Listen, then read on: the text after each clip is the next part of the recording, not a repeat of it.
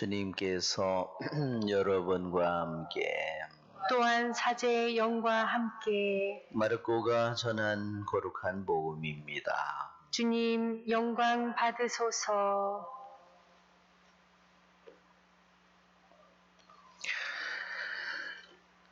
그 무렵 예수님께서는 회당에서 나오시어 야고보와 요한과 함께 곧바로 시몬과 안드레아의 집으로 가셨다.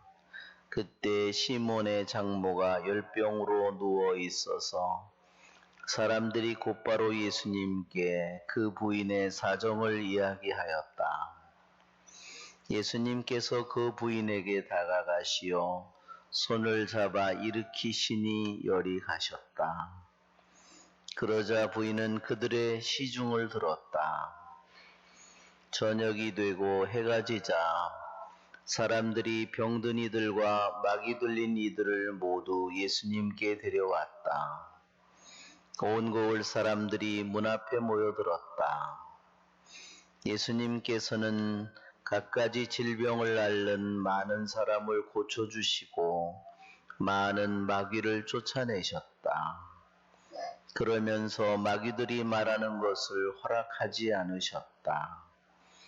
그들이 당신을 알고 있었기 때문이다.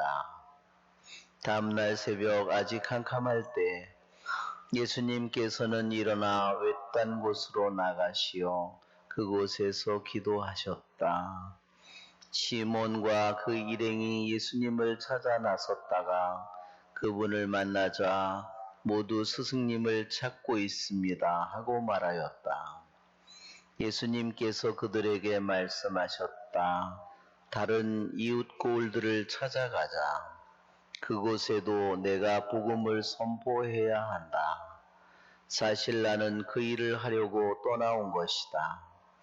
그러고 나서 예수님께서는 온 갈릴레아를 다니시며 회당에서 복음을 선포하시고 마귀들을 쫓아내셨다. 주님의 말씀입니다. 그리스도님 찬미합니다.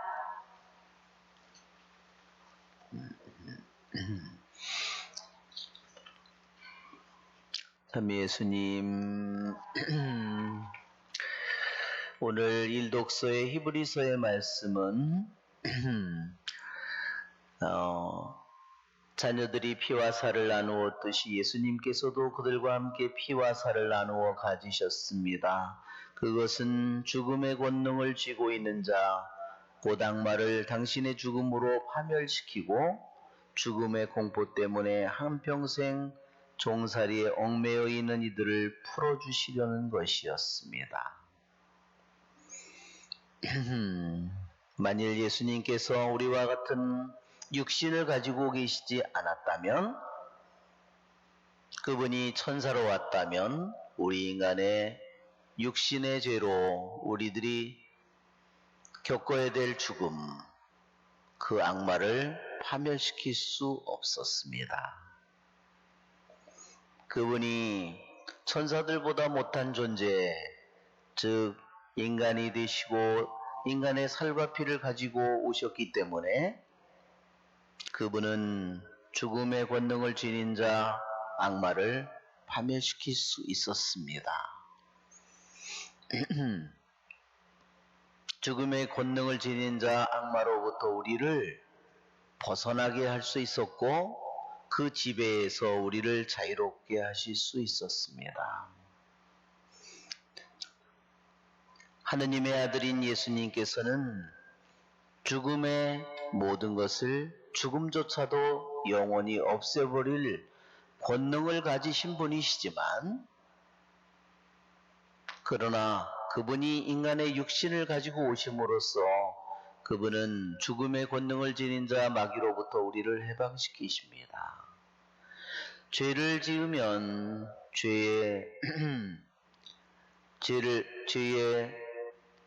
죄로 인해서 우리는 죽음을 겪게 됩니다. 그것은 하느님의 법이죠. 그러기에 하느님은 당신 스스로 그 법을 어길 수 없습니다.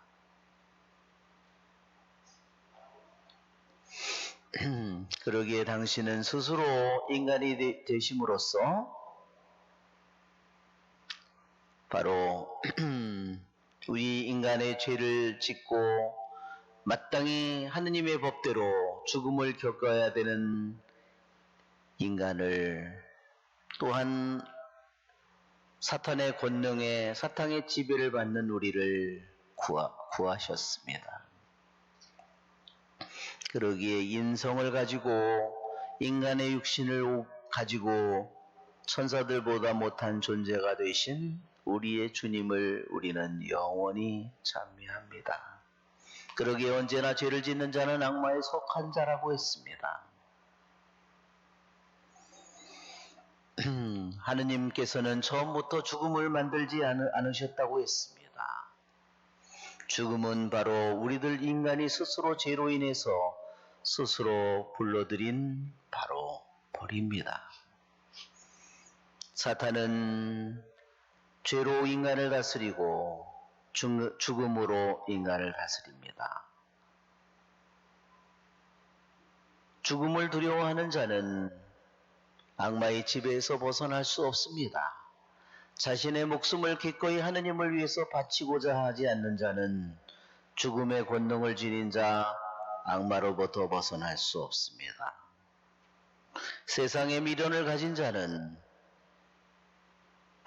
세상의 지배자인 악마로부터 자유롭지 못합니다. 오늘 또한 복음에서 예수님께서 하루 종일 무슨 일을 하셨는지 잘 보여주고 계십니다.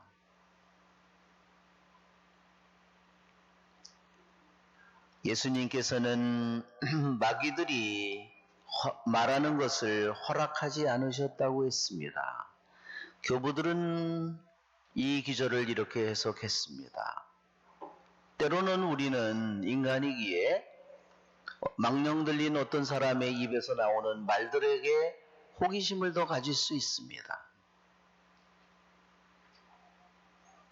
그러나 교부들이 말하기를 어떠한 경우에도 악마의 말을 귀 기울여서는 안 된다고 했습니다. 여러분 이해가 되시죠? 우리가 귀를 기울이 악마는 모두 거짓말을 하는 것이 아니라 당신은 거룩하신 분이십니다. 옳은 말이에요? 아니에요? 어제 복음의 말씀에 저는 당신이 누구신지 압니다. 당신은 거룩하신 하느님이십니다. 옳은 말이죠? 그러나 악마가 하는 말을 어떤 경우에도 귀담아 듣지 않고 그 말을 받아들이지 말라는 겁니다. 왜? 거짓말과 진짜를 섞어 놓았기 때문입니다. 그러나 하느님은 어떻죠? 거짓말과 진짜를 섞어 놓습니까? 그분은 영원한 진리이십니다. 오늘 이 복음에서 다음날 새벽같이 아직 캄캄할 때 예수님께서는 일어나 외딴 곳으로 나가시어 그곳에서 기도하셨다 그랬습니다. 요즘 코로나로 인해서 성당에 정말 아침에 일찍 오는 우리 형제자매님들이 너무나 많아졌습니다. 그전에는 이런 일이 없었습니다. 그래서 저는 한편으로 코로나로 인해서 그전에는 절대로 일어날 수 없는 일이 일어났다는 거예요. 열심한 사람은 더욱더 열심해지고 믿음이 약한 사람은 오히려 더 믿음이 약해지는 이런 일이 생깁니다. 코로나로 인해서 어려운 때가 왔지만 한편으로는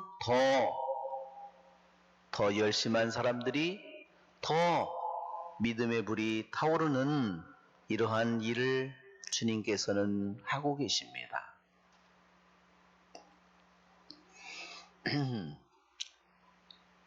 우리는 새벽의 삶이 분명히 저녁의 삶과 다르다는 것을 압니다.